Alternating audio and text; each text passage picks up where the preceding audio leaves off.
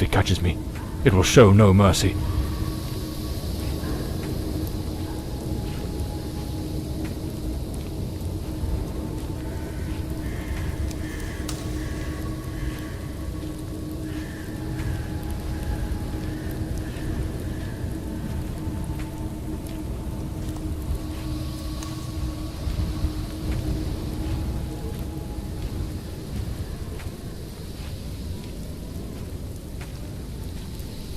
I know it's hidden somewhere in this forest.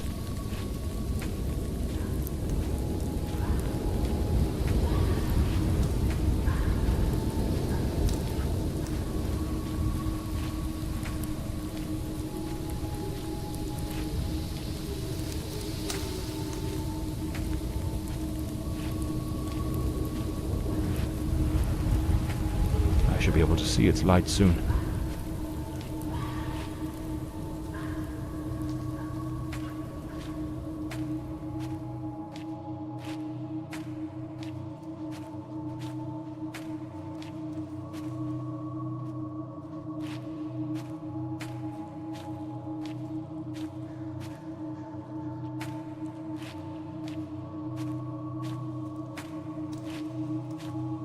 At last, I can gather my strength and plan how to face that monstrous thing.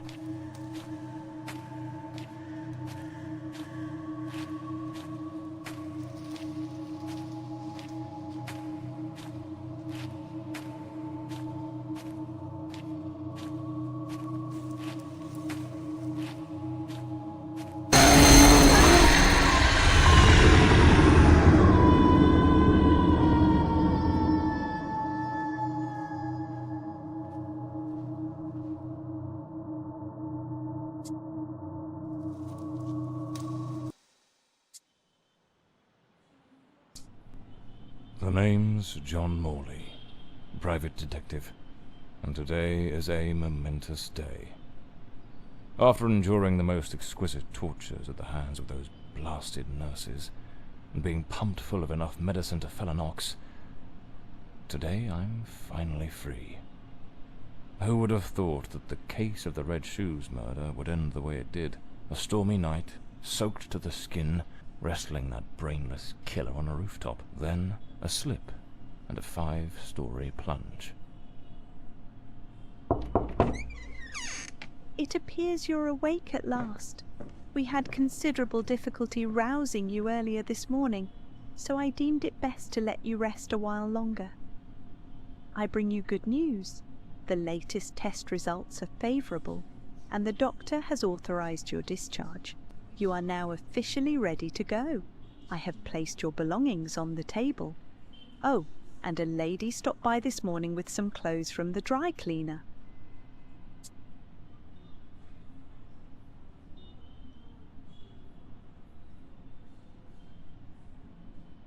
A woman brought my clothes from the dry cleaner. Was it Penny? I couldn't say. She arrived quite early, before my shift began. I've placed the garments in the wardrobe to keep them from getting wrinkled.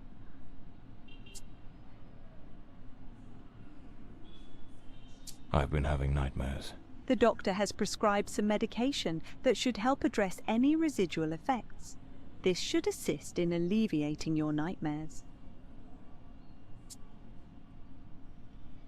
My belongings? I thought everything was already in the room. There are a few valuables and some coins we kept for safekeeping. They are in the box on the table.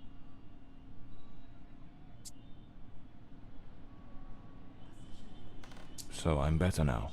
Yes, you are much improved. Both your physical and psychological assessments have been satisfactory, and there are no impediments to your returning to your normal life. Now, if you'll excuse me, I have other patients to attend to. I wish you all the best.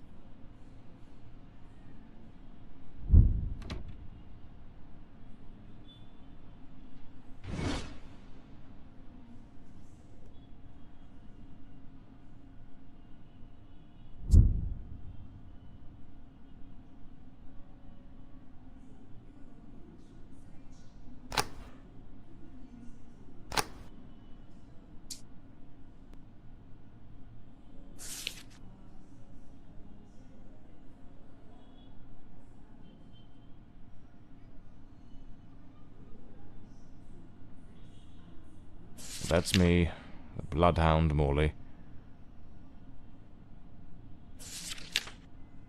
Story of my life. Nearly broke. Blimey, it's nearly noon. I must have lost track of time in those blasted nightmares. I better get dressed. There's notes from Penny, my secretary. She must have left it here a few days ago while I was still under observation.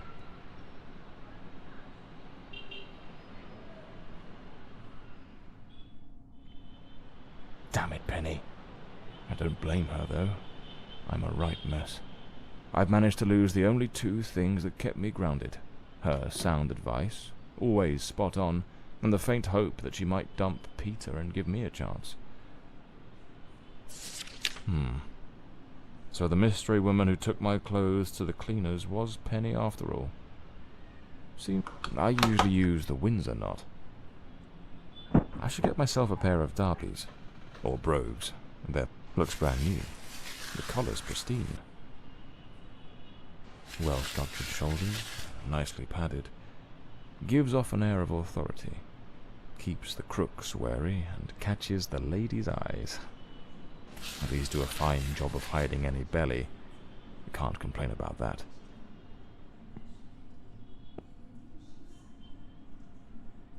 I'm not ready to leave just yet.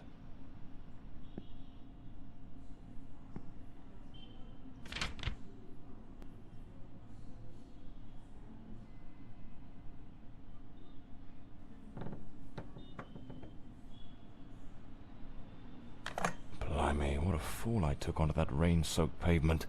And to top it off, with that downpour, I ruined my best suit. But, well, that's all water under the bridge now, quite literally.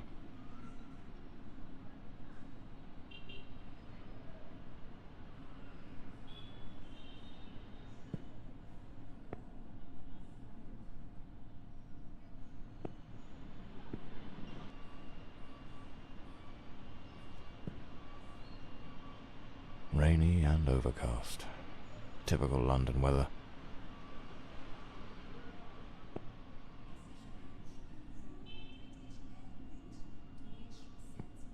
Trench coat and fedora hat. Every detective's must have.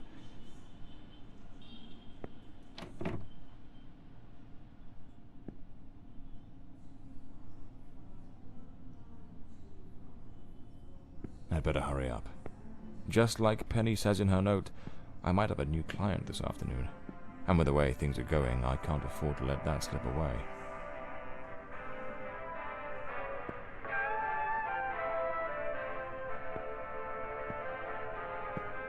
All right, let's get moving. Today's the first day of the rest of my life.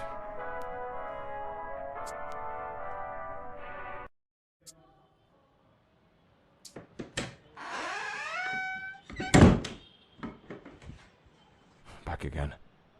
Feels like stepping into a forgotten paradise.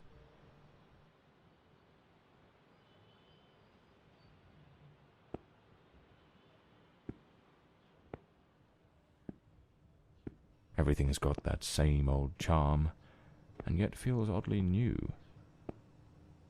This hospital stint's given me a bit of a new outlook. Maybe I'll take it a shade easier from now on, sticking to cases that don't demand a trip to the morgue. Here they are, Penny's keys, just like it says in her note.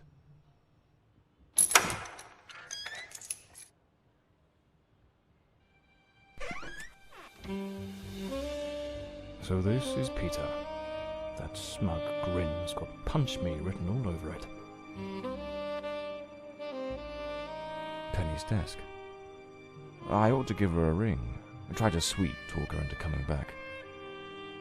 If this new client brings in some decent dough, maybe I could settle what I owe her and use a little charm to win her over.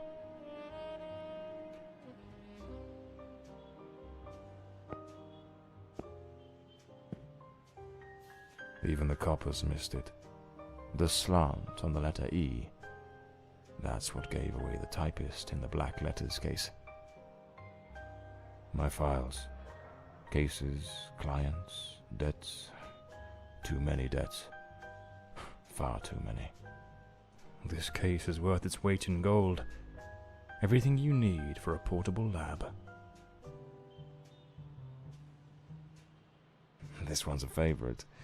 The jealous lover solved everything with a few blows from an ashtray. Brutal, but effective. My desk, strangely tidy. Normally it's buried under papers, notes, bits of evidence. Penny must have wanted to leave everything spick and span before she walked out on me. Another one of my cards. But this one has my last name circled.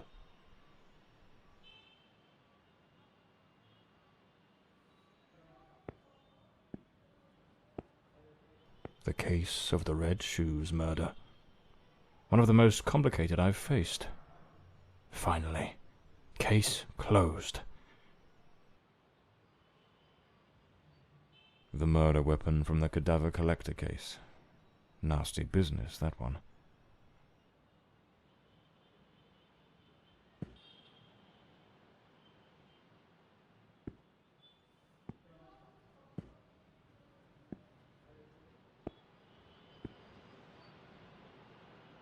The drawer. It's locked. But there doesn't seem to be a keyhole.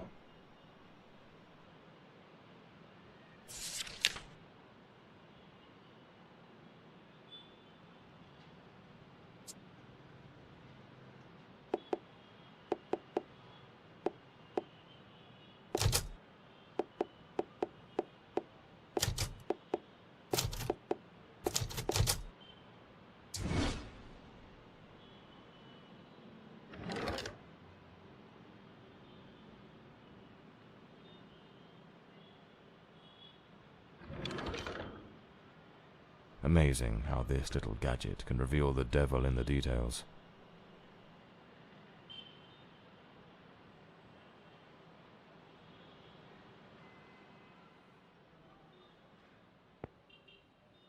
The umbrella with a bullet hole. Souvenir from the marksman case. Nearly lost my hat on that one.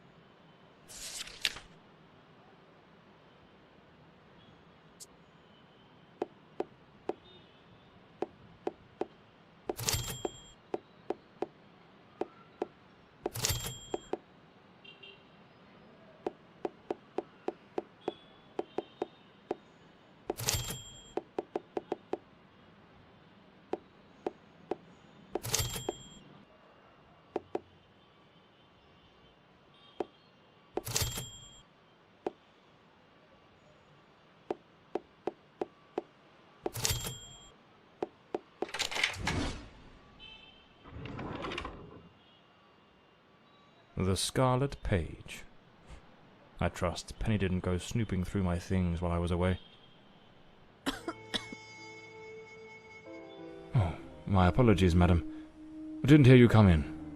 I was a bit distracted. Good afternoon, Mr. Morley. I trust your assistant informed you of my visit as promised. My apologies. I was rather engrossed and didn't notice your arrival. To whom do I owe the honor of this meeting? Lady Margaret Fordside, the 4th Countess of Bloomsbury. Lady Margaret, could you tell me what brings you here today? How can I assist you? I shall endeavor to be as candid as possible. 20 years ago, when my daughter was just 18, she was brutally murdered. It happened at our family estate, Bloomsbury Manor. Someone slipped into the house unnoticed, and upon reaching her room, delivered 5 fatal stab wounds to her chest, lungs, and heart. The police, eager to close the case, hastily blamed and condemned 2 violent thieves who clearly had nothing to do with her death. The investigation was closed, and justice was never served. I am prepared to offer you £30,000 if you take on this case, and a further £30,000 if you can solve it and bring the true killer to light. Tell me, Mr. Morley, will you accept this case? I understand your distress, Lady Fordside. But before I commit to anything, might I trouble you with a few questions? By all means, Mr. Morley. Ask whatever you must.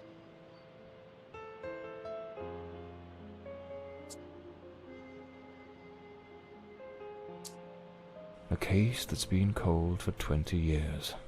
You certainly don't make it easy for me, Lady Margaret. What made you decide to seek out a detective now? For over 2 decades, I've fought tirelessly to have the case reopened, to prove that the real murderer escaped justice, but all in vain. Neither solicitors nor well-meaning police friends, nor even journalists hungry for a dark story have managed to uncover anything. Then one day, I read about your success in solving the case of the Red Shoes killer. Regrettably, I also learned of the unfortunate incident that left you hospitalized with grievous injuries. On the advice of your secretary, Miss Penny, I waited patiently for your recovery. And now, here I am.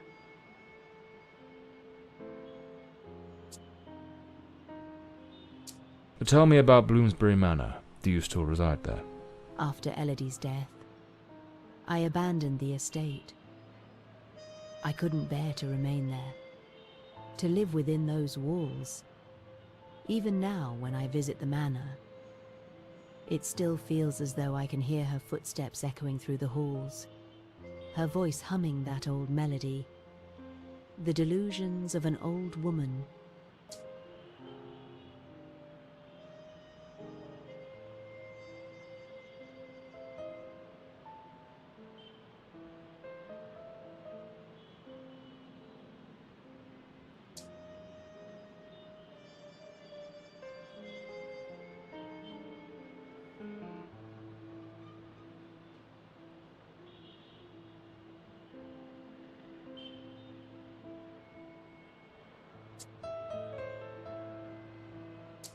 Tell me about the men the police arrested. Why are you so certain they weren't guilty? 2 days after the murder, the police arrested a pair of violent thieves who were terrorizing the county at the time. Though they swore their innocence in my daughter Elodie's death, their criminal record completely undermined their defense. Seizing the opportunity, the police locked them away for their other crimes, and the case was closed. But what has always struck me as suspicious is that nothing was stolen on the night my Elodie was killed. If those thieves were truly the culprits, why would they murder her and then leave without taking a single piece of silver? It doesn't add up, Mr. Morley.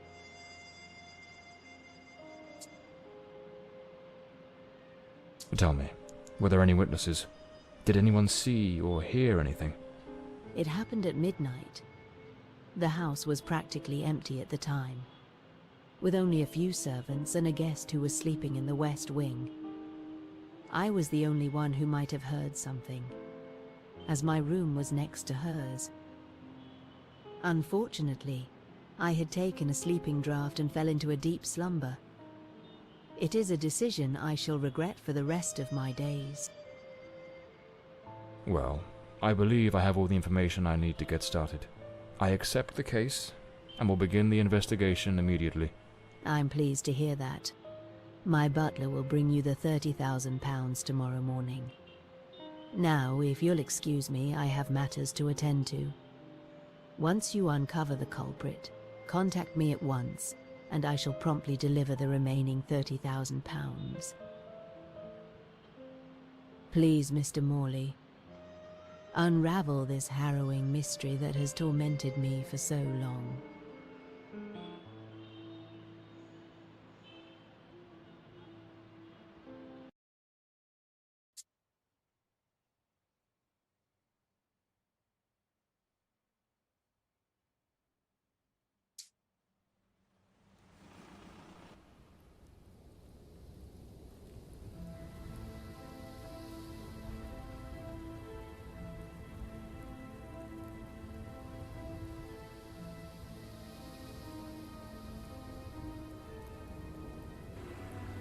As I made my way through the dense forest path, a haunting silence enveloped the air. It was as though the very night of the crime still lingered here, shrouded in an eerie calm. The manor stood before me, its facade as inscrutable as the shadows that danced in the moonlight. Every step I took felt like a step deeper into the heart of a mystery that refused to be forgotten.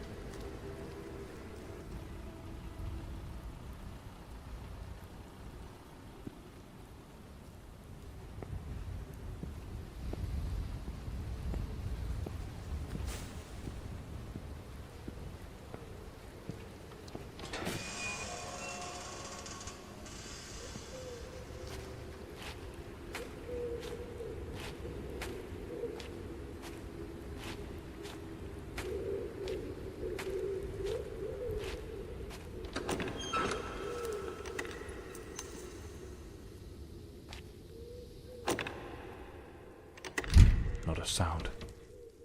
The stillness feels heavy, like it's hiding something.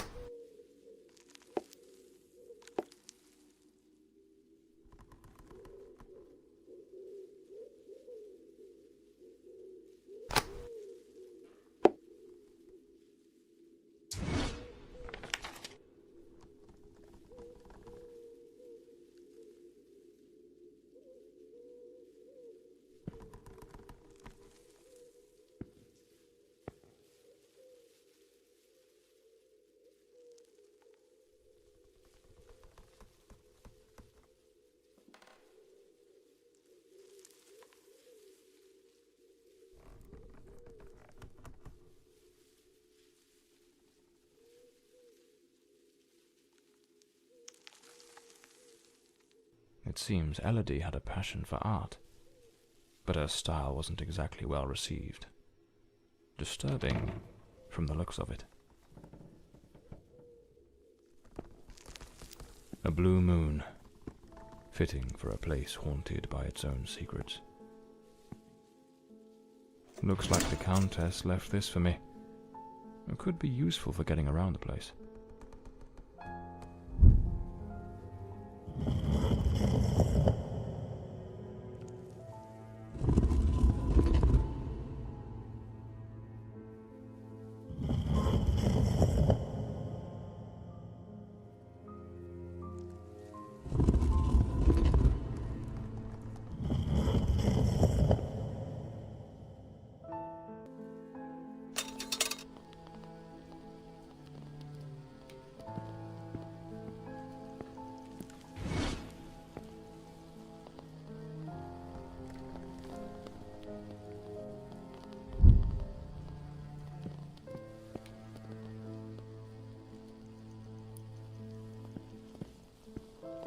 A globe resting in a beautiful wooden stand.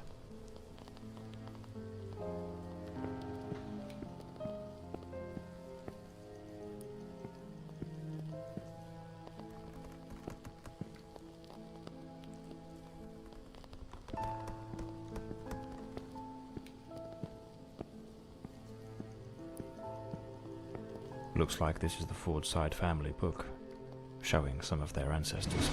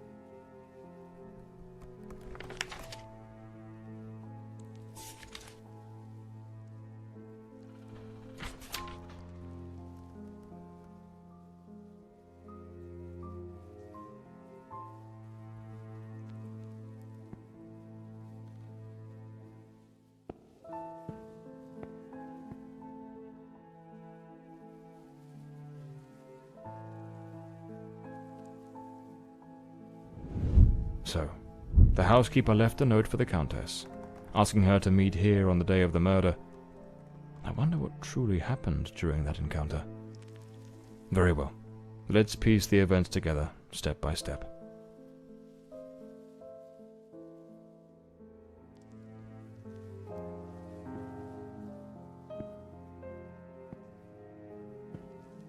Another painting by Elodie. There's something deeply disturbing about her work.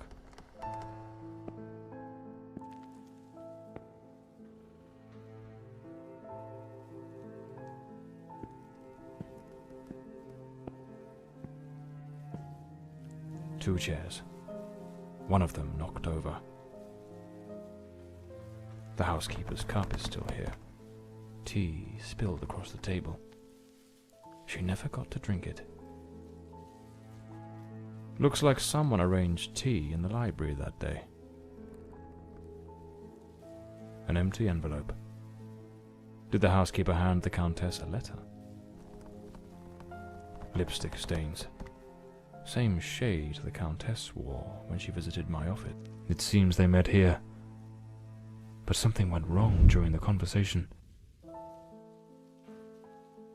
I am very angry. After all these years of service, this is how you repay me? Walking away like this? I'm sorry, madam, but the situation has become unbearable. My bags are already packed.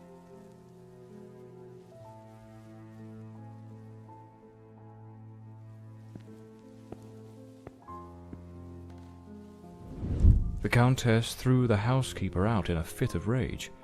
In her haste, the housekeeper forgot one of her bags. What was it that unsettled the housekeeper enough to abandon her post so suddenly?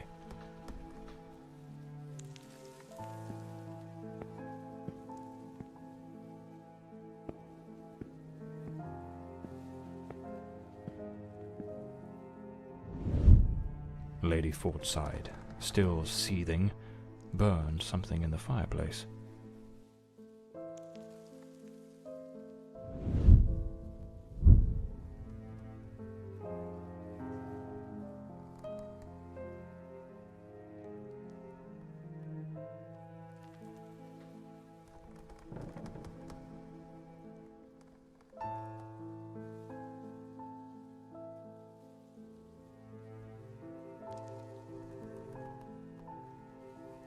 The housekeeper resigned.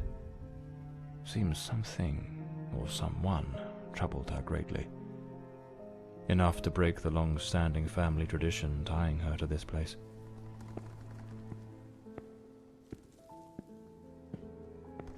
The lock has been concealed. This door must open by some other means.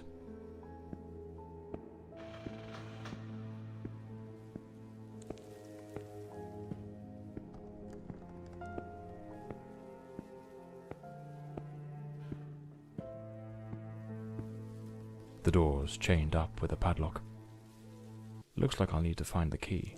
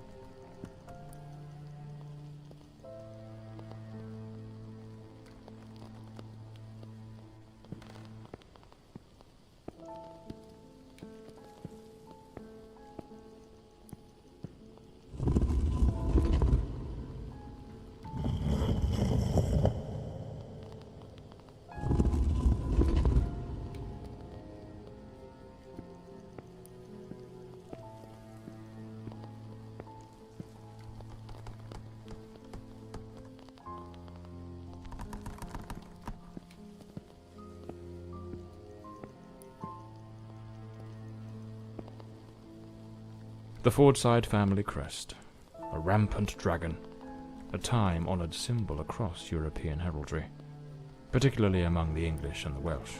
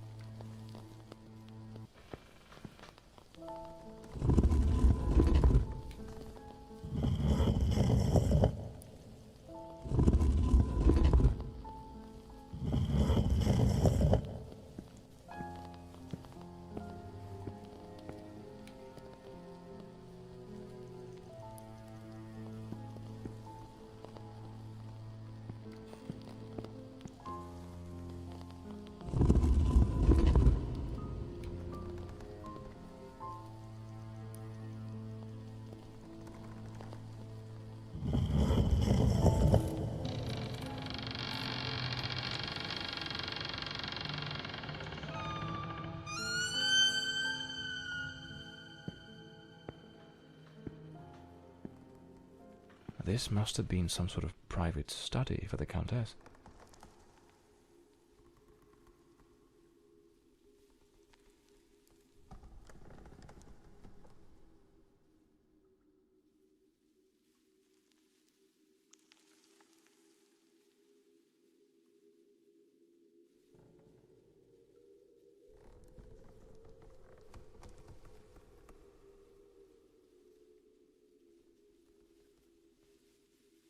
Elodie was committed to a psychiatric facility, but she supposedly recovered from whatever ailed her.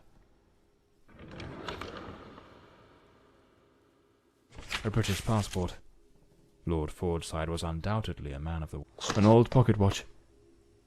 It probably belonged to Lord Fordside, Lady Margaret's husband.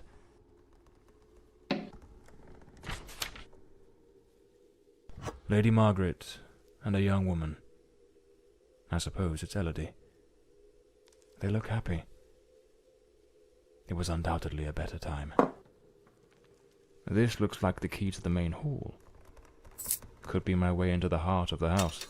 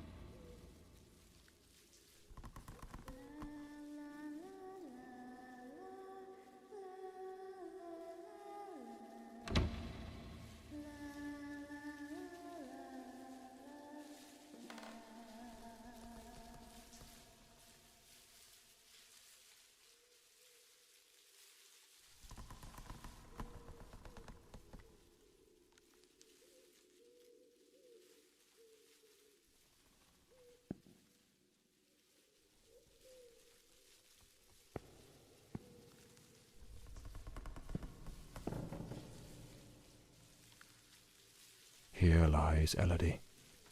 Rest eternally, beloved daughter, beneath the tree that once watched you grow. So this is where Elodie is buried.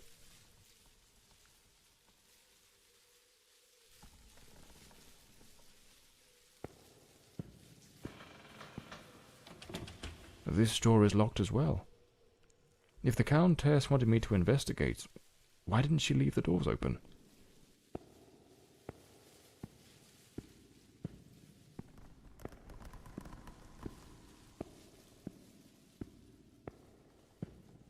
Layers of dried oil paint, left untouched for 20 years. It's as if time stopped the moment Elodie laid down her brush. Feels like the room's holding its breath, waiting for something to stir. A grand ship on the open sea. Looks like the last painting Elodie was working on was of a ship at sea. The whole gallery is filled with maritime references. She seemed quite obsessed with it. A man with his back turned, watching a ship go down. This door appears to lead out to the back garden. Locked with a padlock. I'll need to find the key.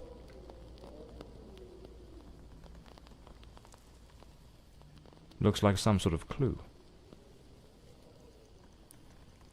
Trace the tree's journey from birth to decay. Follow the path of the artist in a thoughtful display. Arrange the 4 stages and the door will obey. Unlock the path ahead as art lights your way.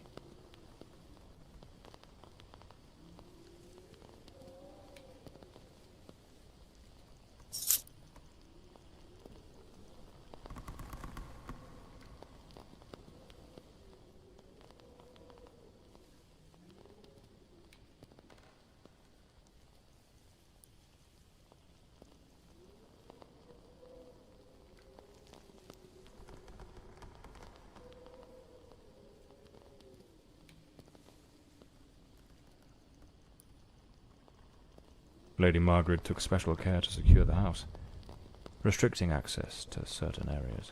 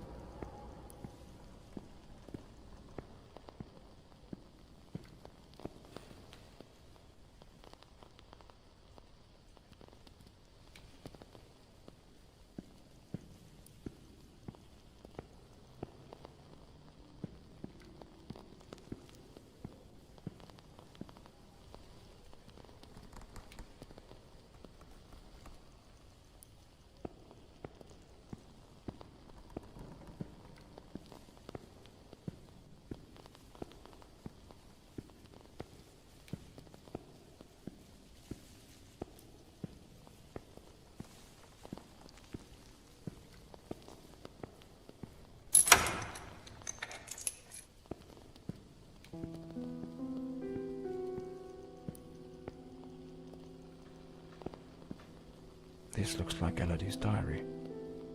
Let's see what her last entries reveal.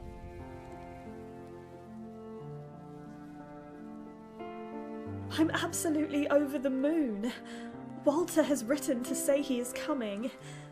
I met him at the Western Sanatorium, and we have grown so very close. He was there recovering from the trauma of a shipwreck, where he tragically lost his companions. By sheer luck, he was rescued, but not before spending an entire year on an island living amongst the natives. He truly is an adventurer.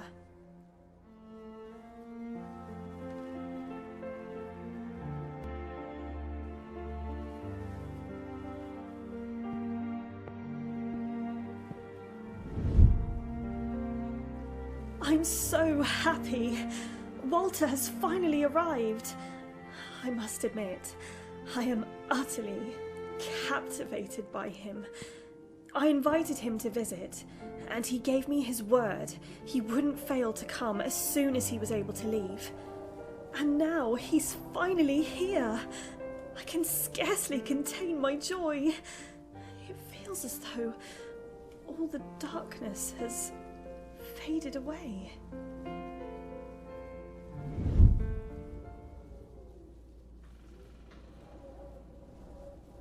They looked so in love, so happy.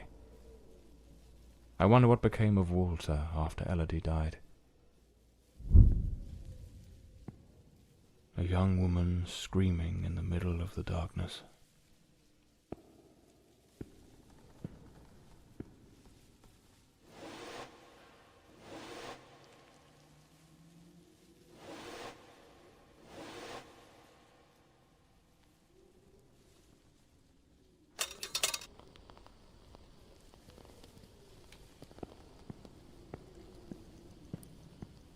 Those poor souls. Tragedy seems to have cast a long shadow over this family.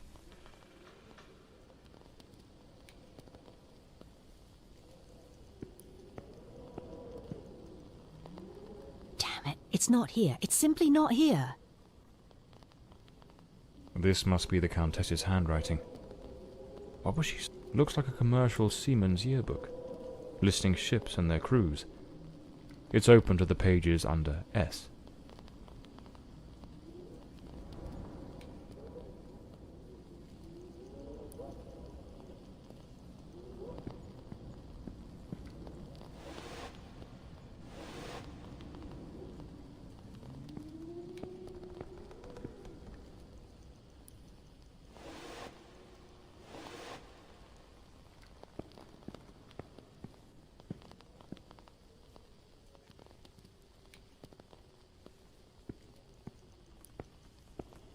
Locked, as expected.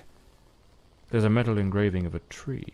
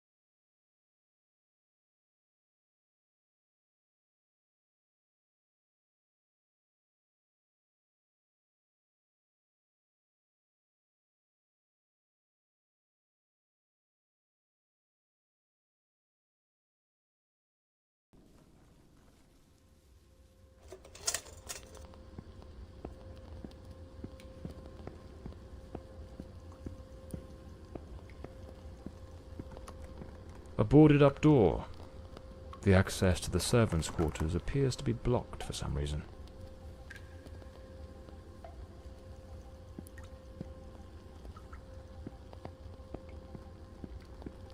Something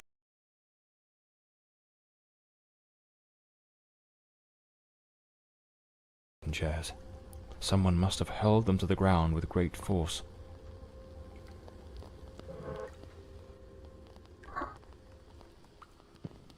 Some of these tools have been bent, likely trampled over. A silver knife is missing, and it's nowhere to be found. Likely taken by the same person who caused all this destruction. It looks like this vase was shattered. Not just dropped, but smashed with intent.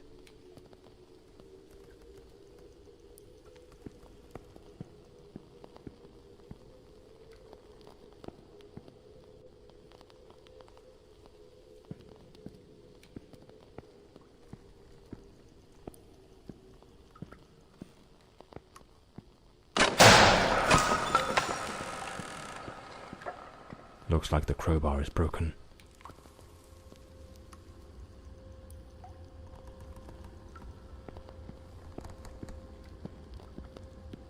A good way to motivate the staff.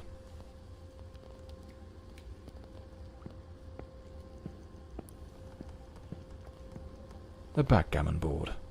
One of the oldest board games.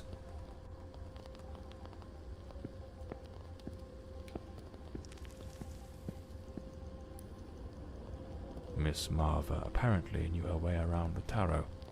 What a dreadful spread, and what a chilling omen it revealed. Evil approaches. It will bring death, and lay ruin to the house and all who dwell within.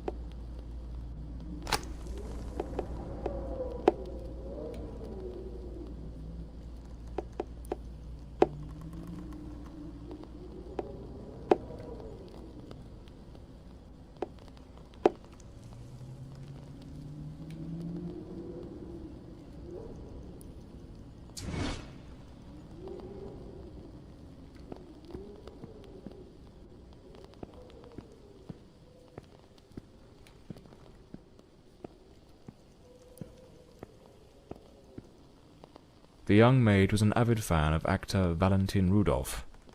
What a collection of posters from his films.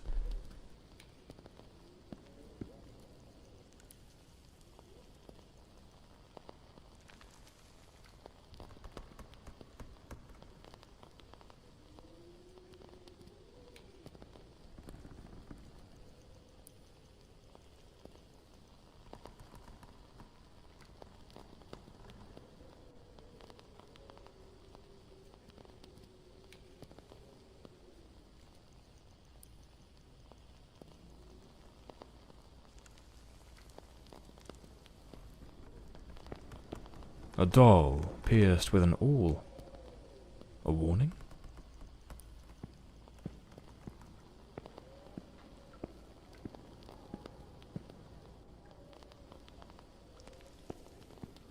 No doubt.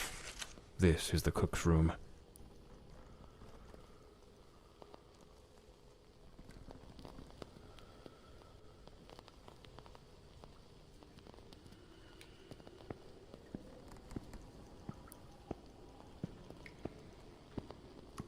Lady Margaret, after the death of her daughter, dismissed the staff and left the mansion.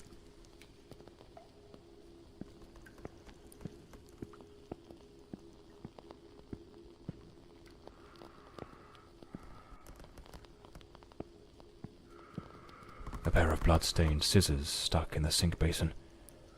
Deeply unsettling.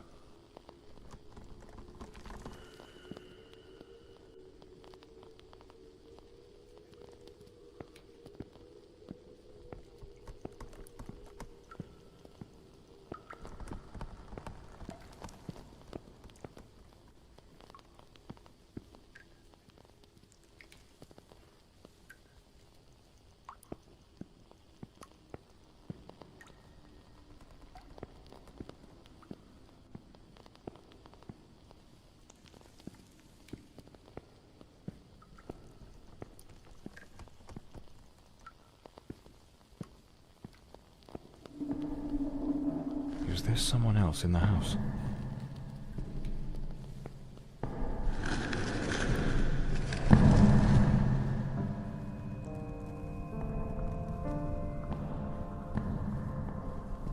Who the devil is that man? He had a knife. I'm completely in the dark here. I don't think he saw me.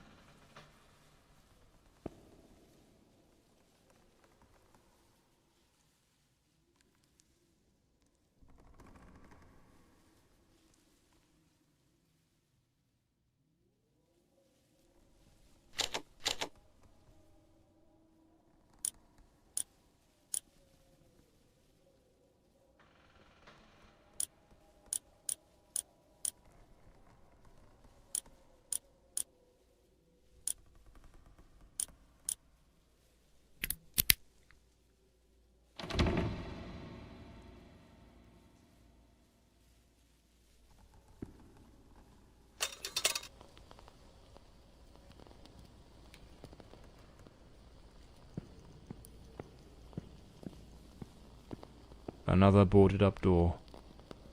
The question is, was it sealed before the murder? And why?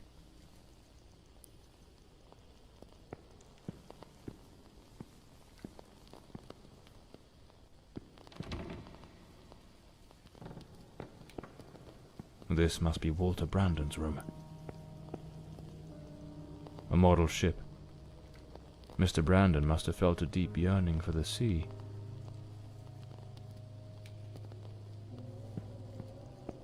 A compass and a sextant, tools of a sailor. The diary of Walter Brandon. Perhaps it holds some clues about who he was, and what his involvement in this case might be.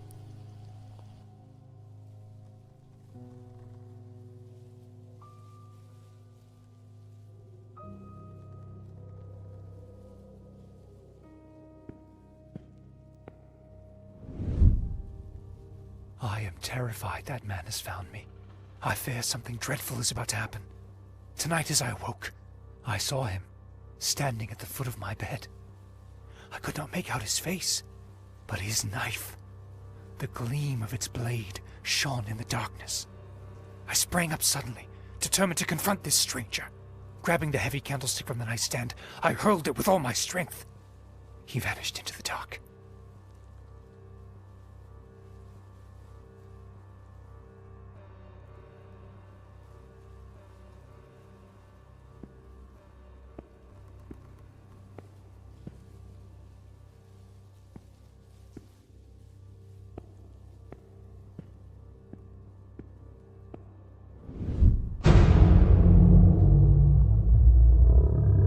Coming here was a grave mistake. He has followed me, watching and lurking in dark corners, waiting to surprise me. I dare not tell Elodie. She would think the one thing I dread most for her to believe. I see him again from the window, watching me. His long hair and beard obscure his face, and he still holds that knife. He means to kill me.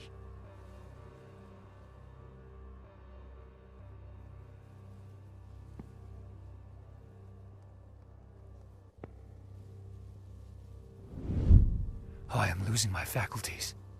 It is best I return to the ship. Everyone seems to be conspiring against me. The housekeeper despises me, accusing me of misconduct. Perhaps I am not a man of refinement, but I know what respect is. Yet this morning, as I awoke from my rest, she was enraged with me. It was of no use to tell her I had slept peacefully. An external maid who comes to clean was crying and accusing me of having approached her in an unseemly manner. I would never do such a thing. I am a sailor, a man of the world. I know how to conduct myself.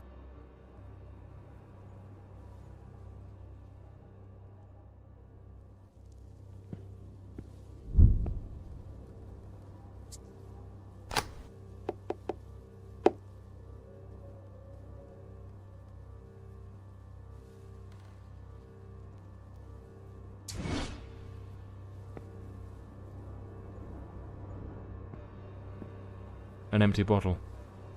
It smells of good rum. The last entry in the diary, dated the very night of the murder.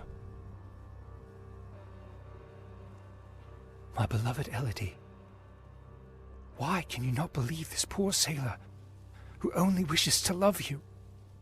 I have left everything behind. My ship, the sea, all my world, just to be by your side as you asked me to. Damn it. I can hear the man with the knife coming up the stairs from the hall. I need to hide. Walter was terrified. What in the devil was happening here? It seems this trunk was all Walter owned. I should take a look at it.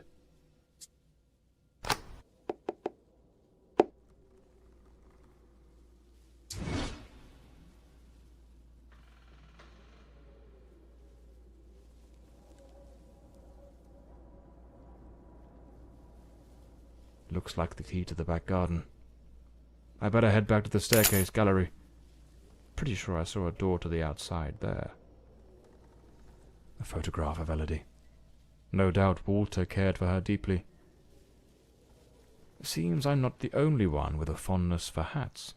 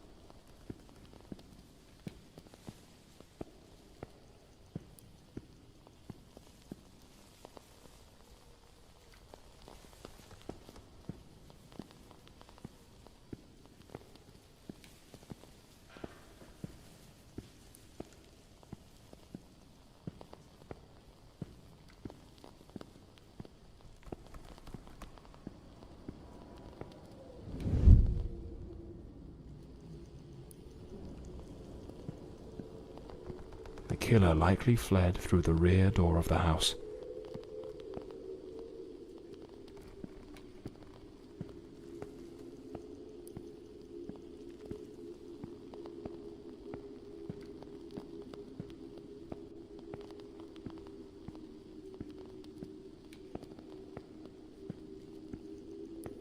At that old fountain in the garden, now little more than a basin of stagnant water, one can still make out the faint impressions of bloodied hands. It seems almost certain the killer stopped here, in a hurried attempt to wash away some of the blood spattered across his body.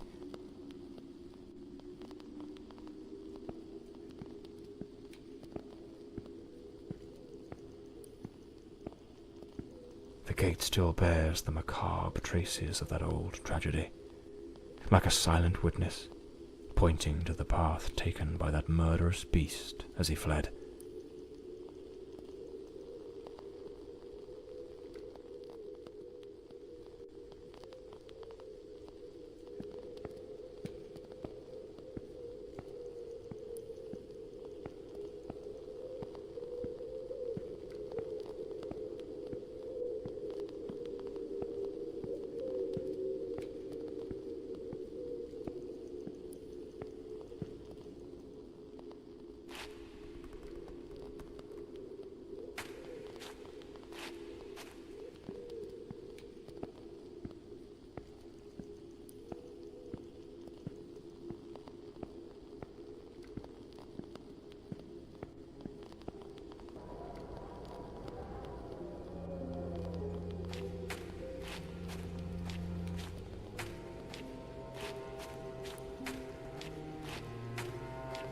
Here's the missing kitchen knife. Undoubtedly the murder weapon.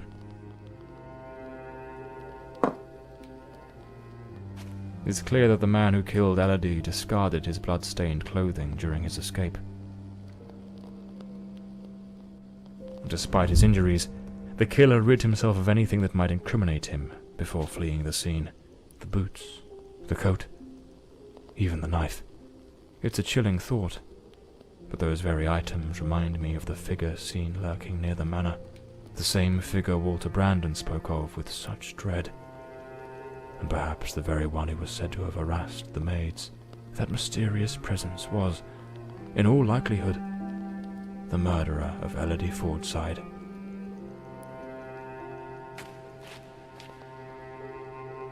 This ought to do the trick for that boarded-up room upstairs, just by Walter Brandon's room.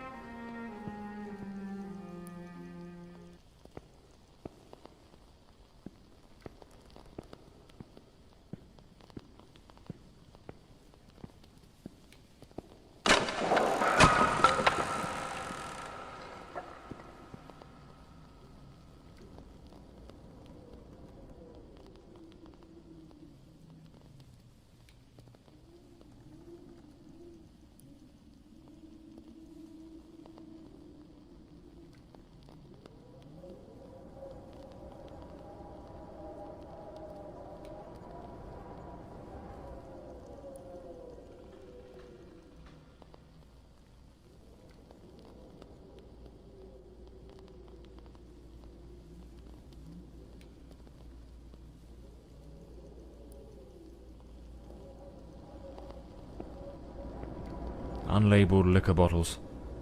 The damp and the passing years have likely worn away whatever once marked them.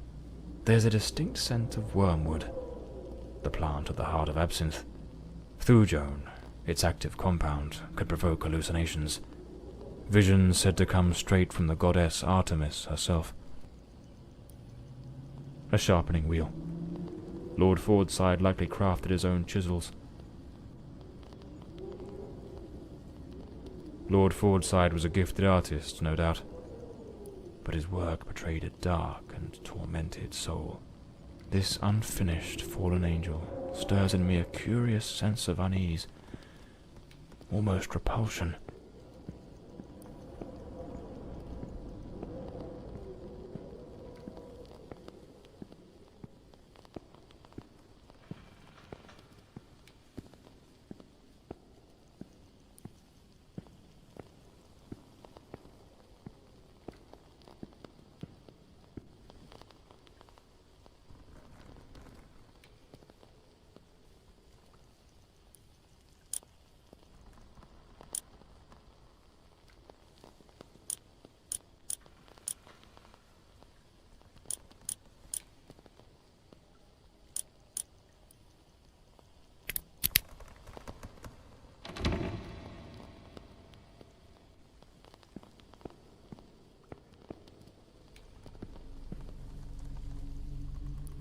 The door is locked. I'll need to find the key.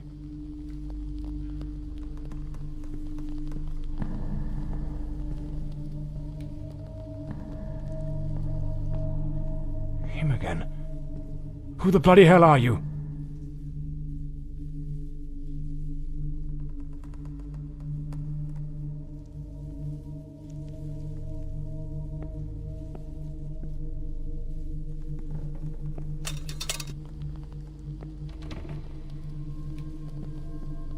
This room looks like it belongs to a woman.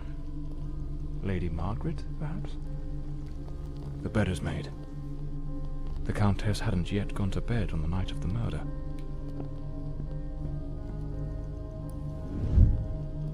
This is a nightmare. I am deeply concerned for Elodie. The housekeeper has long been warning me about Walter.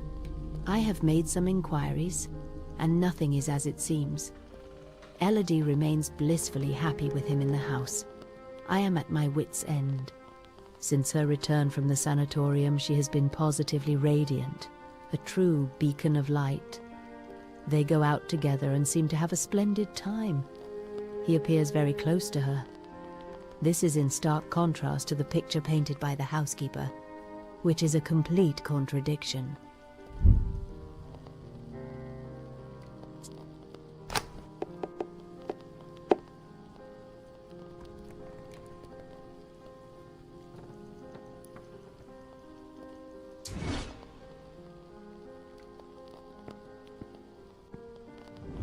Last night I heard him scream.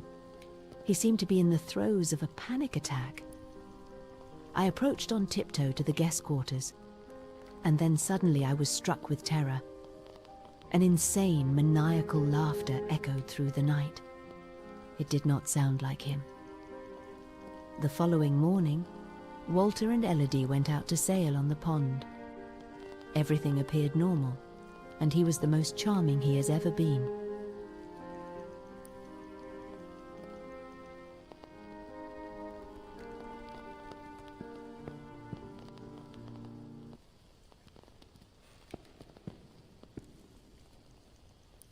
Something made of glass is shattered here.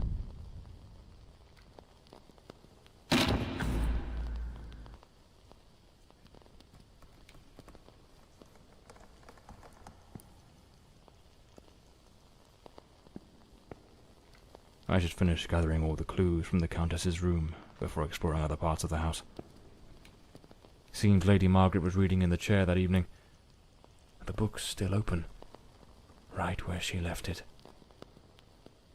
It's a damn fine bottle of wine. No one in their right mind would open a vintage like this and leave it abandoned, unless something rather urgent interrupted the evening.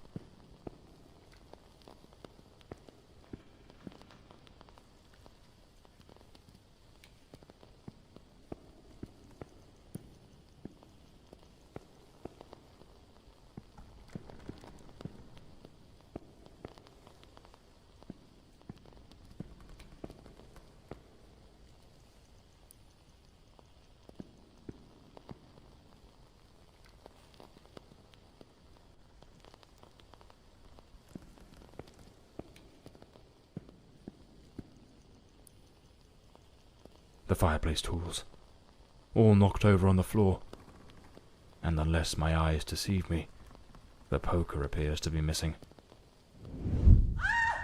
Oh my God, Elodie! Lady Margaret, quite agitated, grabbed the fireplace poker and rushed toward Elodie's room.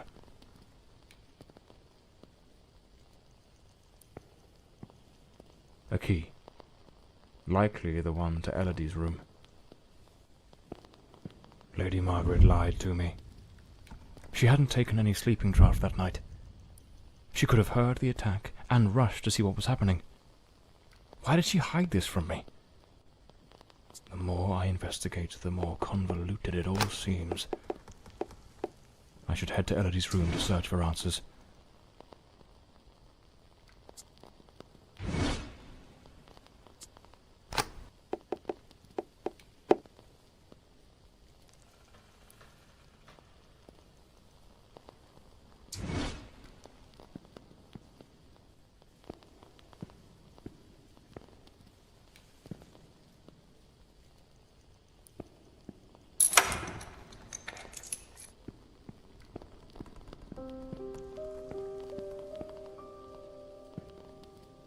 There was a struggle here, clear as day.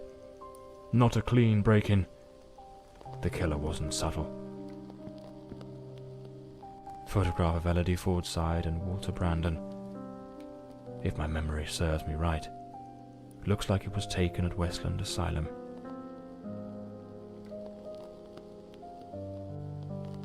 A rag doll, tossed on the floor.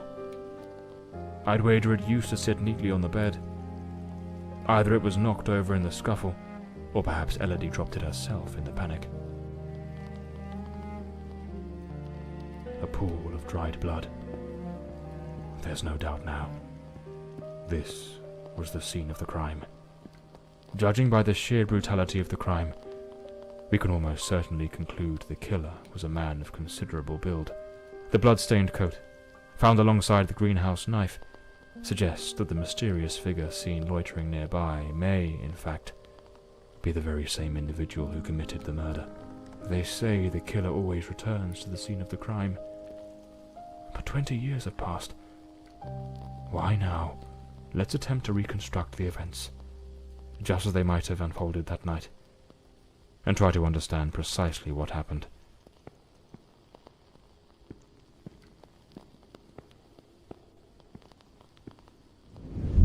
A teacup on the bedside table.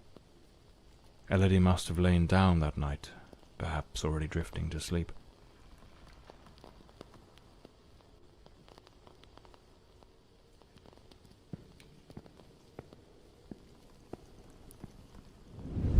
The door's lock, completely broken, indicates someone forced their way into the room, likely startling Elodie awake.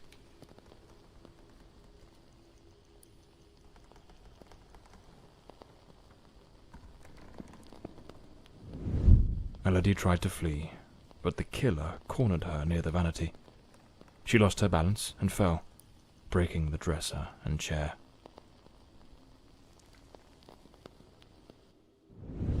The killer dragged her to the bed against her will. In the struggle, one of the vases fell from the mantelpiece.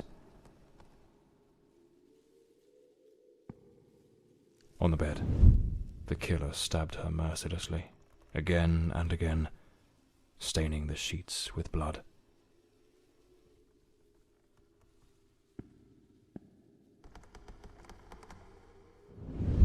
That's when Lady Margaret arrived, striking the killer with the fireplace poker, knocking him away from Elodie.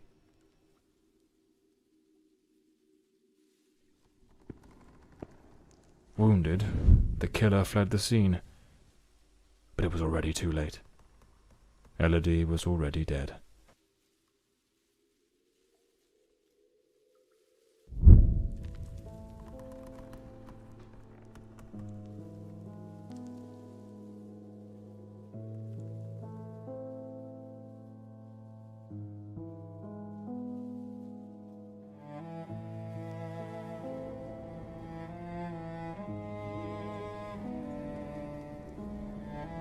The old Bloomsbury mansion.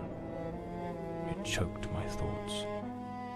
It had that kind of sadness that seeps into your bones like old damp, and that sudden abandonment, so clear before my eyes, looked like a sinister time capsule.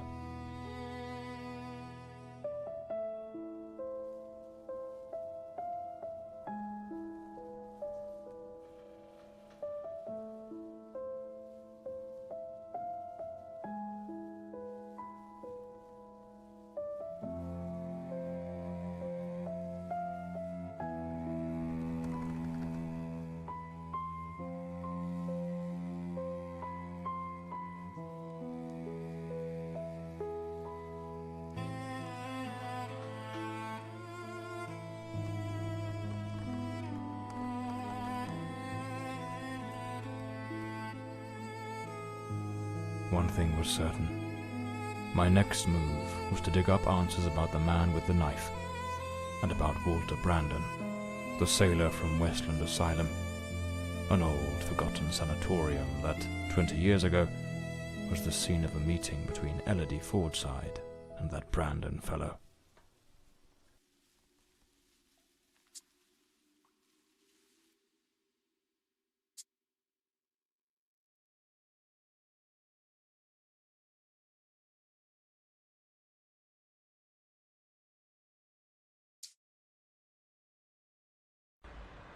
It was an ungodly hour when my battered car crept along the winding, shadowed road leading to Westland Asylum.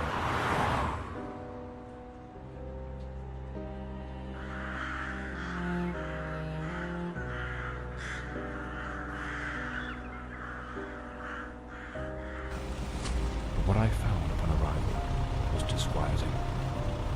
The building, forsaken for more than a decade, remained uninhabited. Was it some ancient emergency system defying the passage of time? Or was someone awaiting my arrival?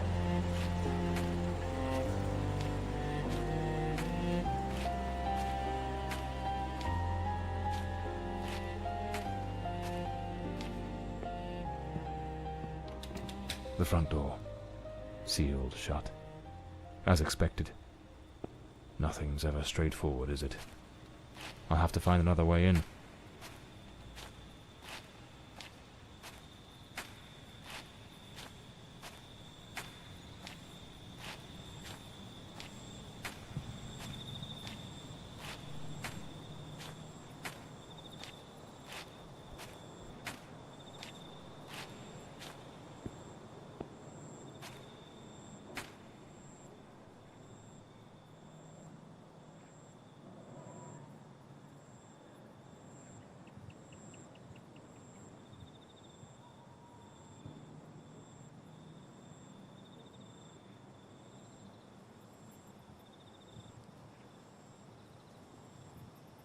So, there's an alternative entrance, hidden somewhere in the wall of the asylum.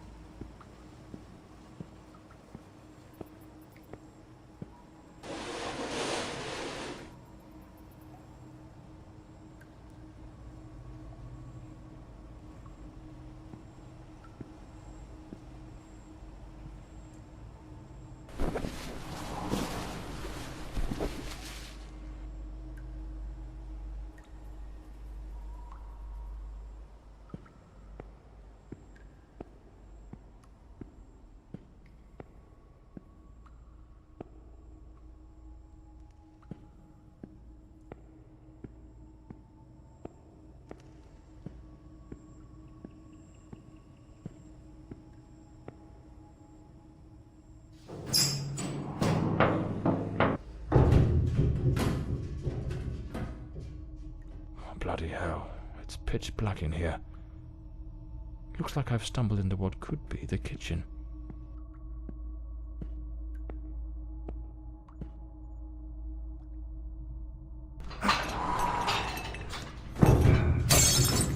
Damn it. The lantern. It's broken. I'll have to manage without it for now.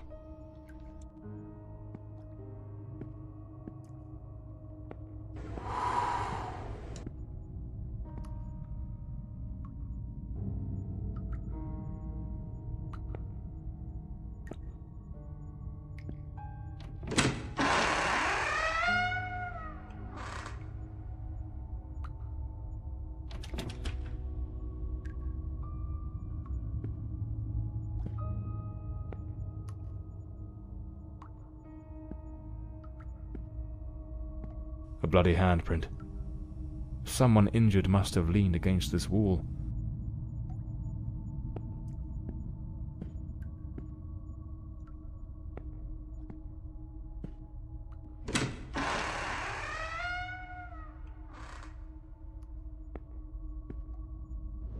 The girl?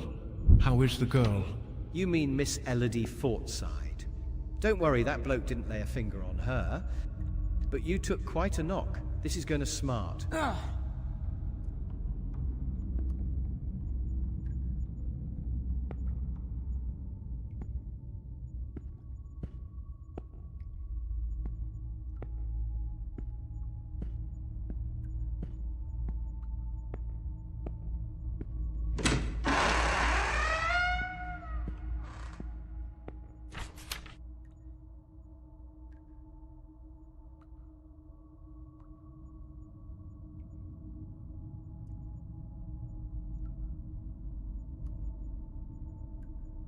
The asylum was shut down 10 years ago.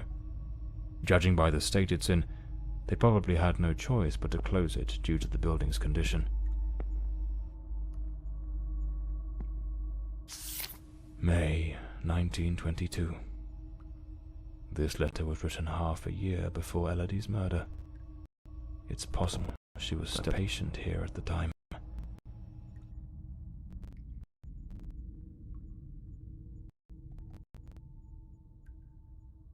The nurses were genuinely concerned about the aggression of patient B03.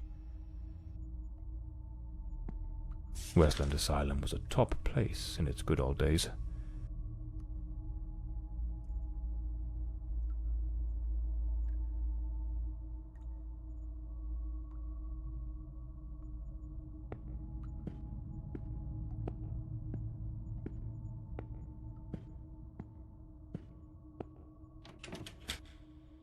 It's locked. Without the key, I won't be able to access the upper floors.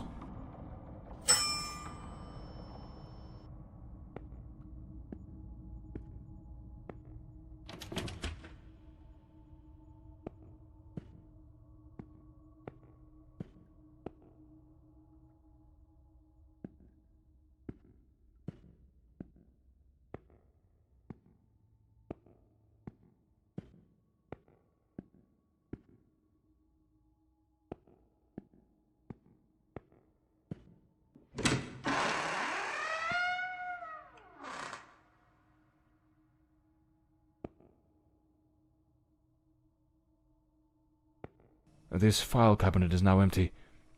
It probably held all the records of the inpatients.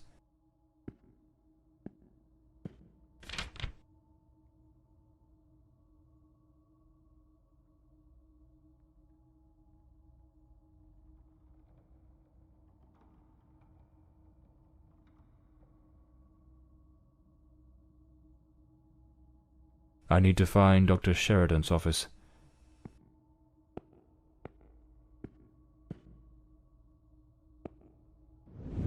We must formalize the admission of Miss Elodie Fortside. I have her file here. That girl? What do you think of her? I don't quite know. She seems a good girl. I do hope she recovers soon. I know what Dr. Mulder thinks of her. Oh, don't be wicked. You cannot tell me you haven't noticed. Have you seen the way he looks at her? Shh, hush now. Someone's coming. It seems the nurses were gossiping about a certain Dr. Mulder, who appeared to be especially taken with Elodie.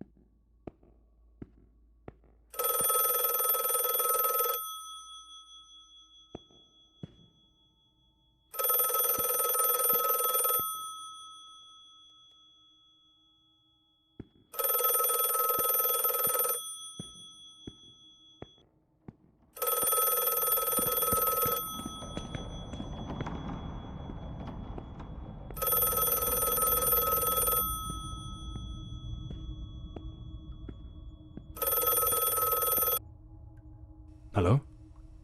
Hello? Can you hear me? Mr. Morley, is that you? Lady Margaret? Mr. Morley, I'm so relieved to hear your voice. I've been trying to reach your office, but I couldn't get through to anyone. It's awfully late at night, Lady Margaret. How on earth did you know I was at Westland Asylum? Well, I was already in bed, truth be told, but there was something on my mind. A vital detail I'd forgotten to mention. I called your office, searched for you at the mansion, and when I couldn't find you there, I assumed you might be investigating at the asylum. I see. Very resourceful of you. Now tell me, what is this detail of such importance? Oh yes, of course. I almost forgot. You see, the truth is, I'm afraid that you're not alone. What the devil does that mean? Hello? Lady Margaret?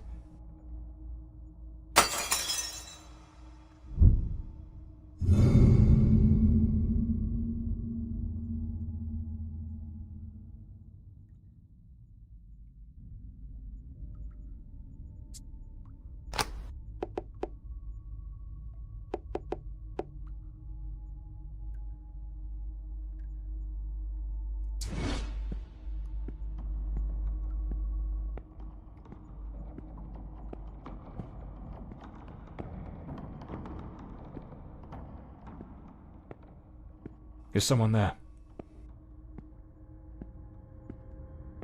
Damn it. I've got a bad feeling about this.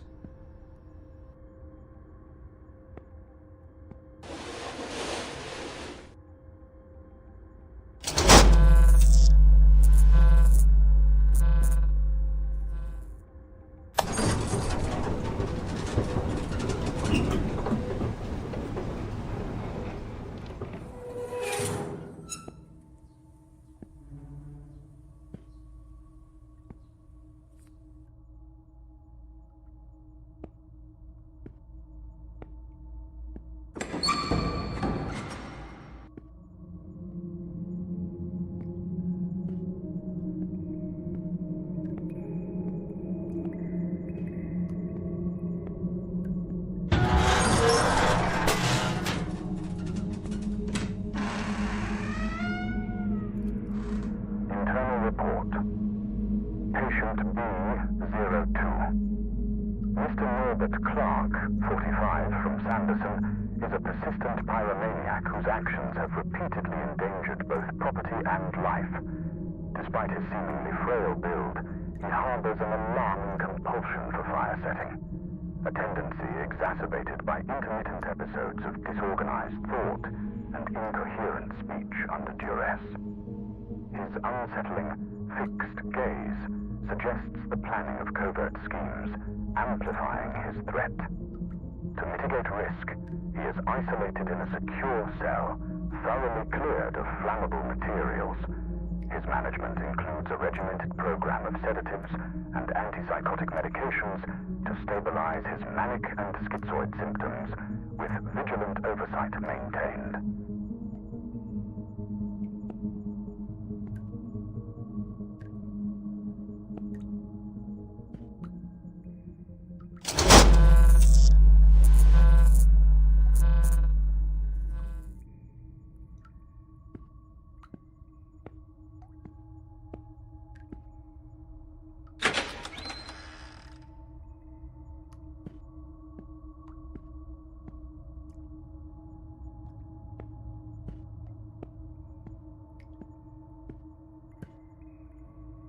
Internal report.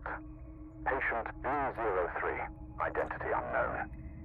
Male, early 30s. Admitted after being the cause of a series of violent incidents. The patient exhibits a disturbing duality. Episodes of unprovoked, nearly superhuman aggression, displaying raw, overwhelming physical force, and subsequent plunges into an eerie, profound apathy. His faculties appear suspended during these lulls, leaving him in a state of unnerving inertia. Due to the unpredictability of his violent outbursts, he remains confined within a reinforced cell.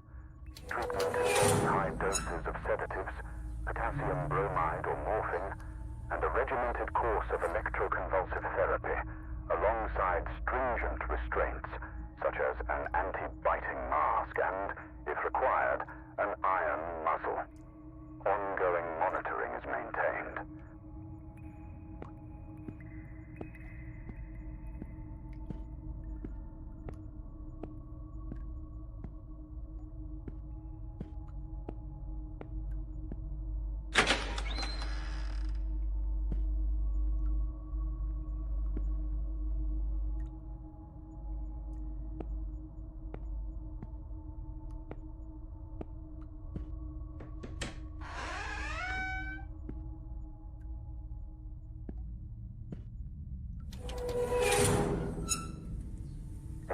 report. Patient B08, Miss Beatrice Marin, female, 28, reclassified after initial misidentification. Miss Marin presents with severe self-destructive behaviors. She engages in autosarcophagy, self-cannibalism that has markedly compromised her physical integrity, and compulsively ingests her own hair. These actions, driven by deep psychological torment and overwhelming despair, leave her in a perilously fragile state. As a precaution, she is secured in a straitjacket and confined to an environment entirely devoid of any utensils or objects that might facilitate further self-harm. Her treatment protocol centers on the administration of potent sedatives to alleviate anxiety and curb these impulses, with ongoing monitoring.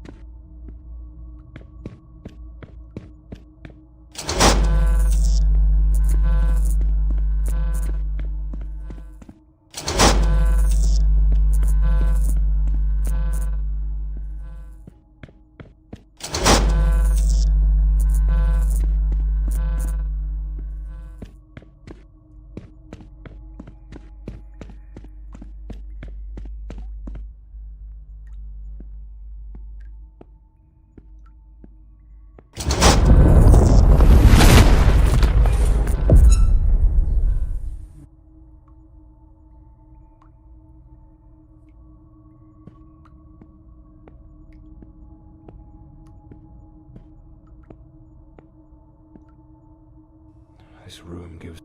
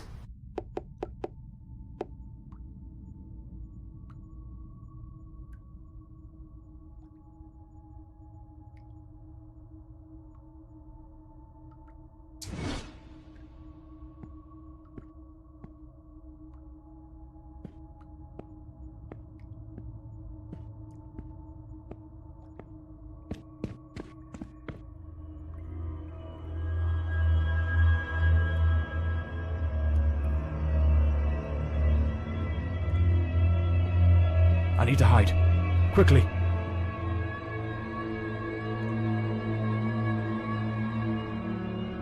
I can't hear it. Could it be gone?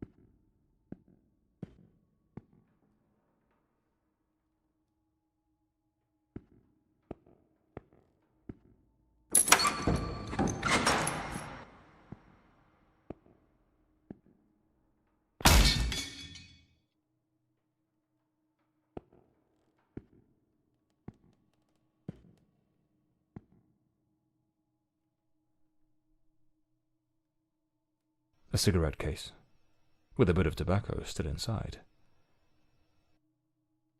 Clean water, an apple, a bit of bread, the food still fresh.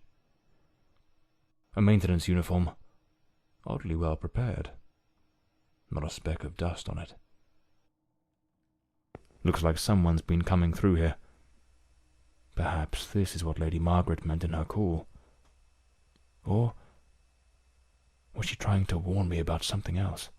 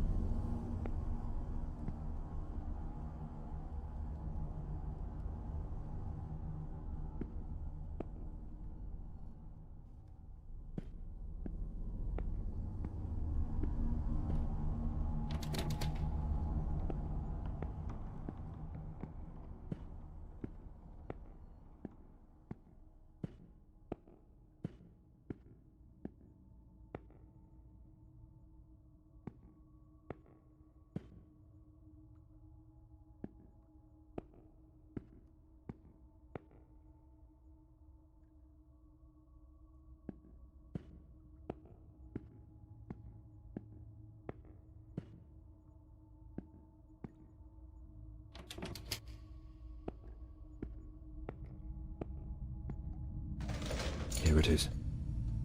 Dr. Sheridan's office.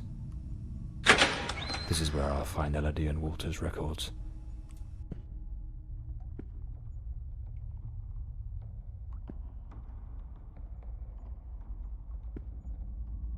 Elodie's record. Patient at the sanatorium.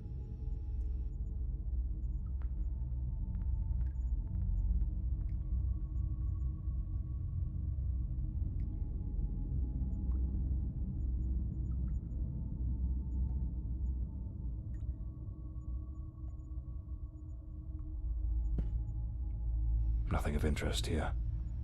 Strange. Elodie's record was easy to find, but there's no sign of anything related to Walter Brandon. Something doesn't add up. What am I missing?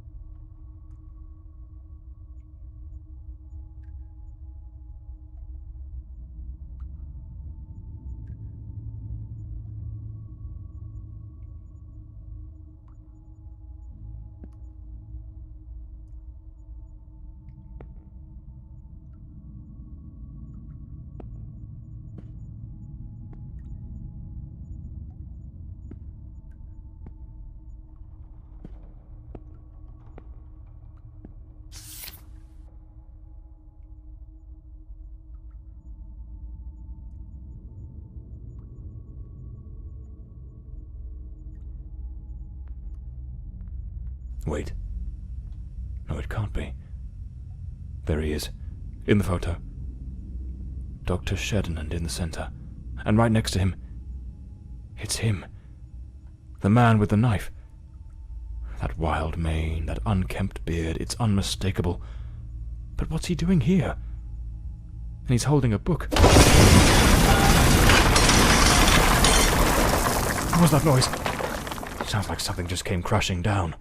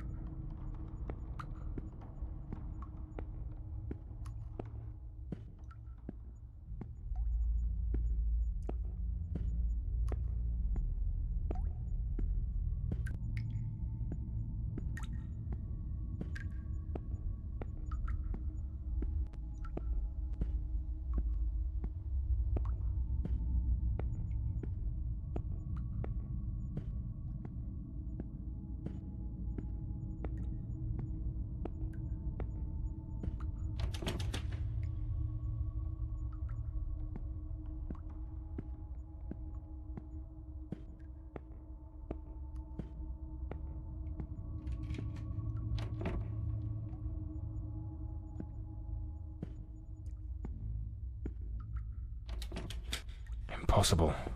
Locked as well.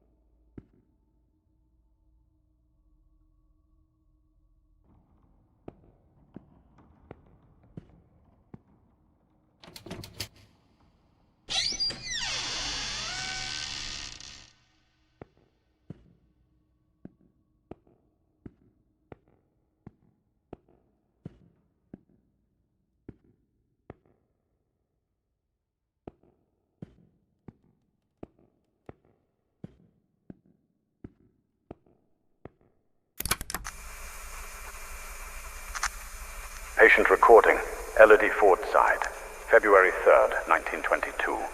Daily record number 23. Let us begin. How are you feeling today, Miss Fordside? I feel well. Elodie, we have discussed this before. If you do not tell me how you truly feel, we will make no progress.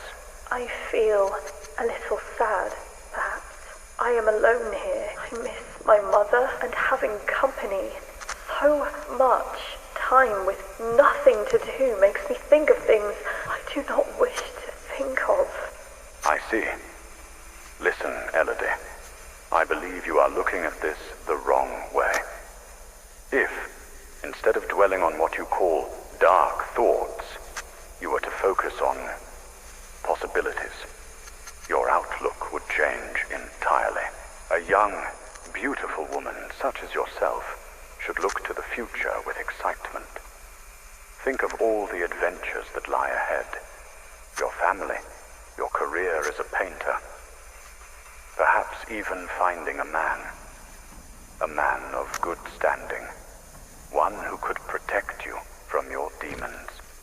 A man? Tell me, Elodie, is there no man who stirs your heart? What in God's name do you think you're doing? Miss Fordside, you may go.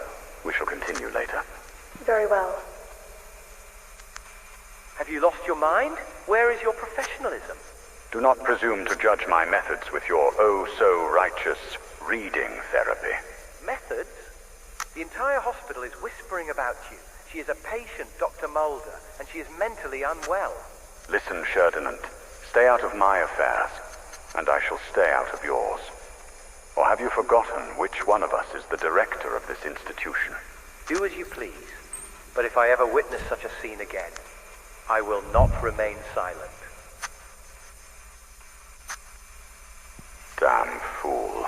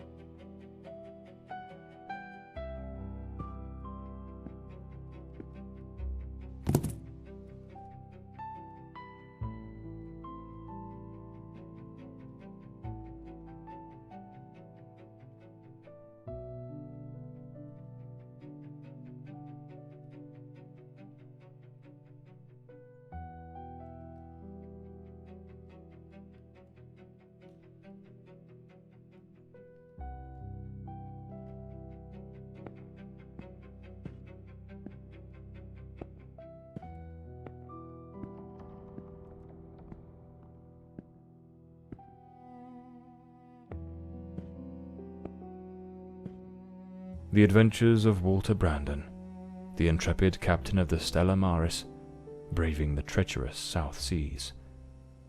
What in the devil does this mean?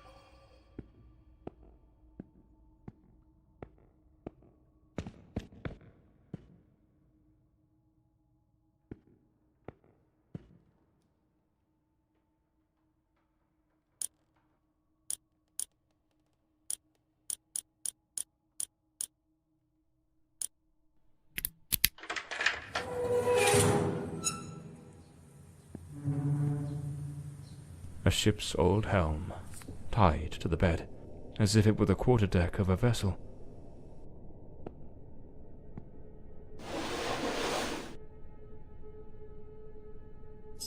This must be the key to the attic. Let's see where it leads.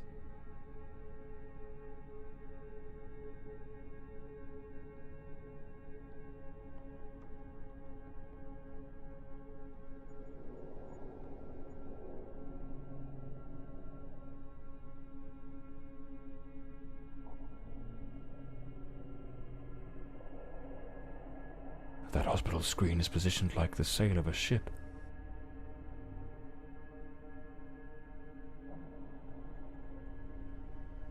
Stella Maris. That was the name of the ship captained by Walter Brandon. This room is the room of a madman. The entire space is arranged as if it were the deck of a ship.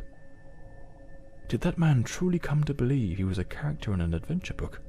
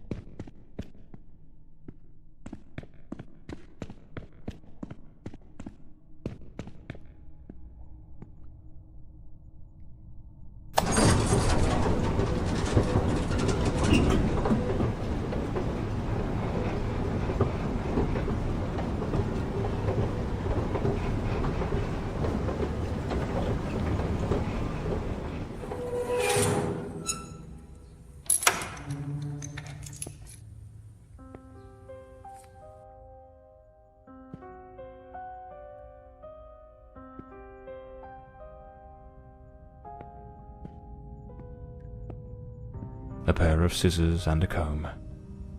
Elodie put in real effort to make him fit the mold of her ideal hero. Hair on the chair, strands on the floor. This is where the transformation took place.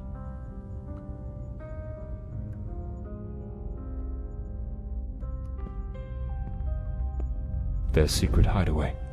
She remade patient 1365 in the image of her most secret longings.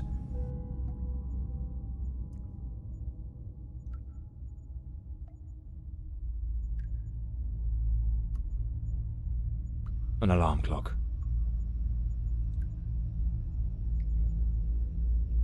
Most likely, they used it to slip back to the second floor before anyone noticed they were gone. For a while, they managed to keep their affair in the shadows, far from the eyes of doctors and nurses.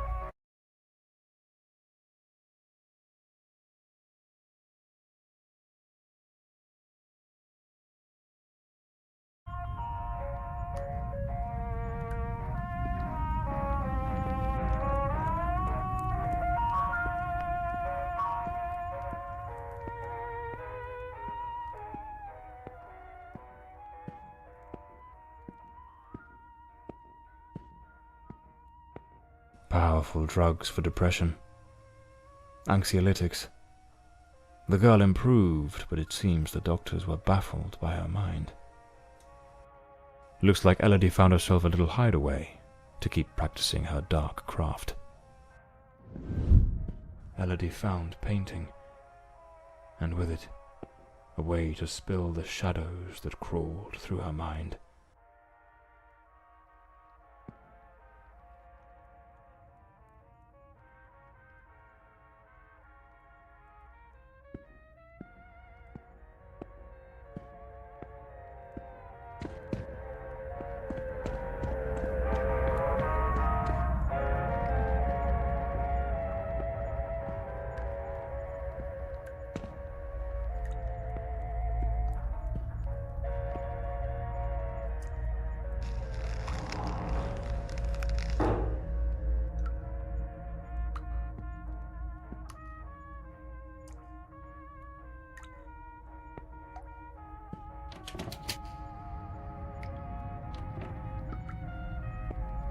The room has been decorated to resemble some sort of island in the South Seas.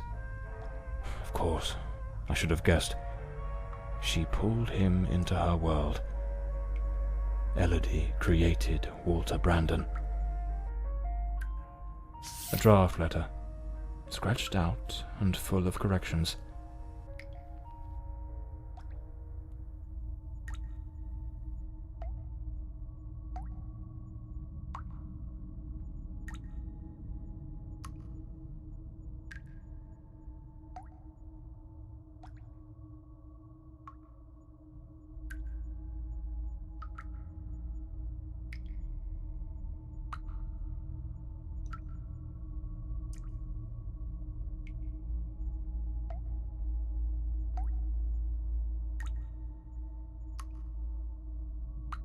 She goaded him into leaving the sanatorium.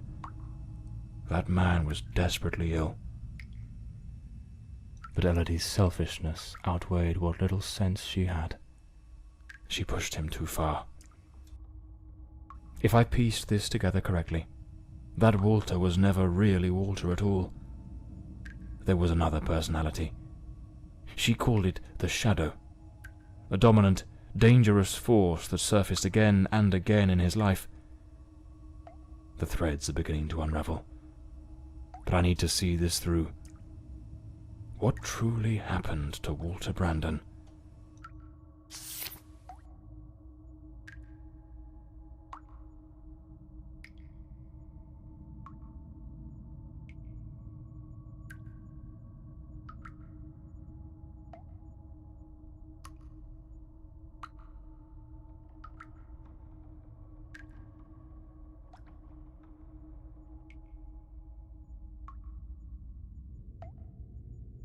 This letter.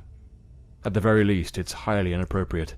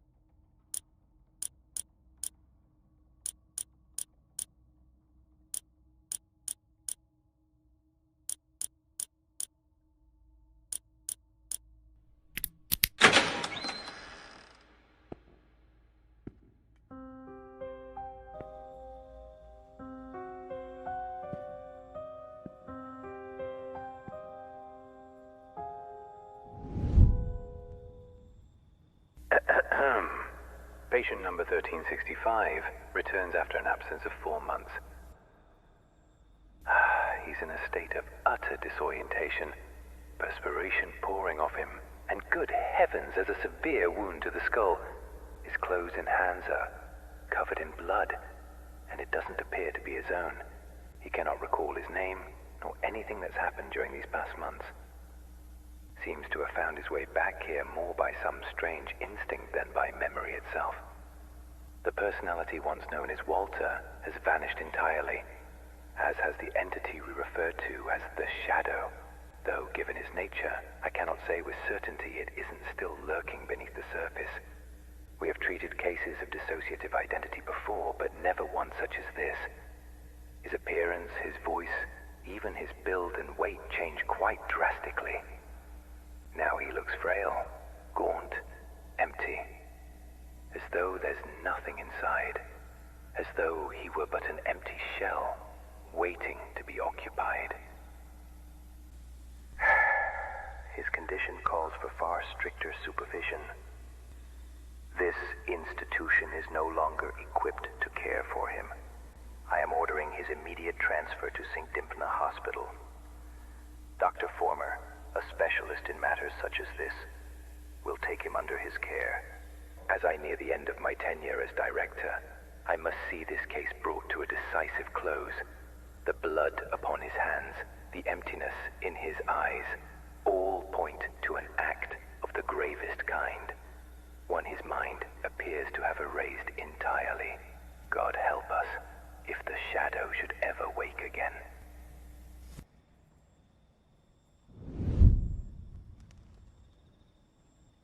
So it seems Walter came back to the sanatorium of his own accord, though he was utterly incapable of recalling what he'd done. They moved him to St. Dymphna's Hospital. Could he still be there after 20 years? What became of him?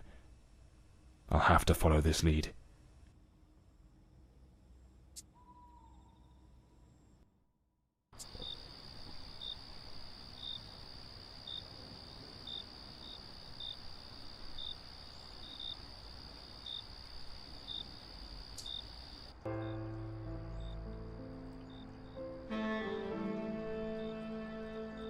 That man returned to the new sanatorium, remembering practically nothing.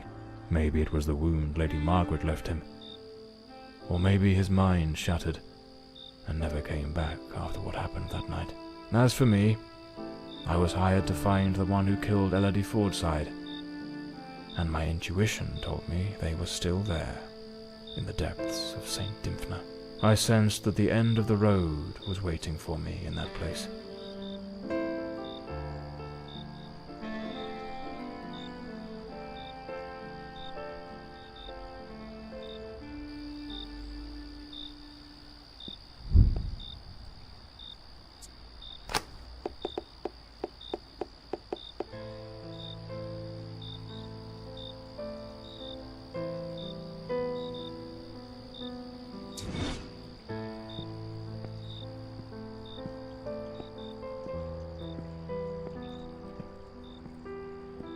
Can't very well saunter in through the front door as if nothing's amiss. I'll need to find another way in.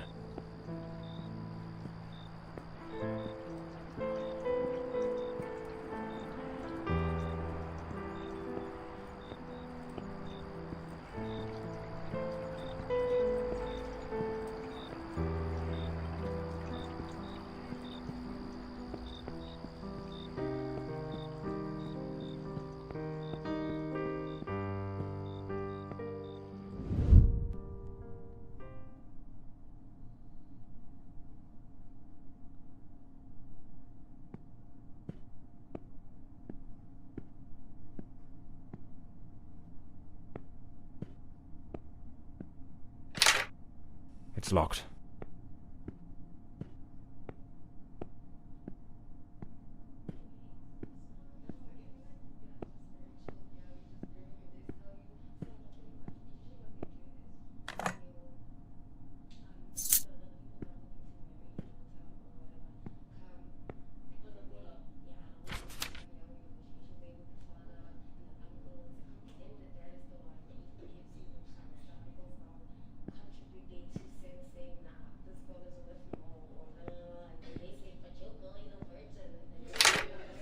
It's locked. The night shift nurses are behind this door. I need to find another way into the hallway to the rooms.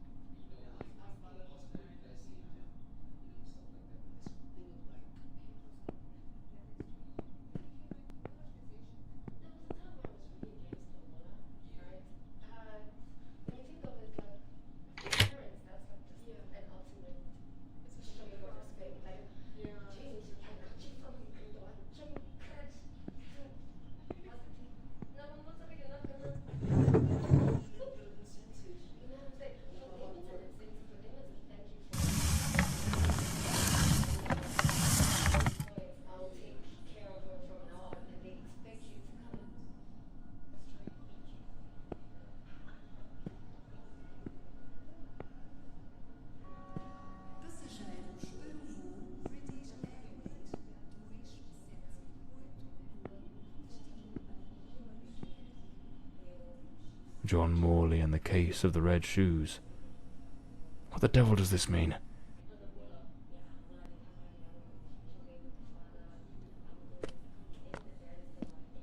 Lady Margaret. That fateful night, I was startled by the noise, those wretched cries of agony from dear Elodie. I rushed to her chambers, and there you stood, stained with the blood of the one soul I cherished above all others in this world. The housekeeper had warned me, but I turned a deaf ear. Elodie was finally happy, even amidst your incessant bouts of volatility. Yet, with the passage of time, your demeanour darkened. More and more frequently, that sinister presence lurking within you began to surface, each appearance more violent than the last. Elodie no longer gazed upon you with the starry-eyed affection of a smitten young woman. The atmosphere in this house grew suffocating, fraught with an unbearable tension. That very afternoon I spoke with her. She had resolved to end your engagement. You seemed, or so I dared hope, to have accepted it with grace. But that night, that very night, you ended her life in the most savage manner imaginable. I threw myself upon Elodie, desperate to save her. But alas, it was far too late. Months later, I learned you had returned voluntarily to the sanatorium. I sought answers and immersed myself in understanding the afflictions that plagued you.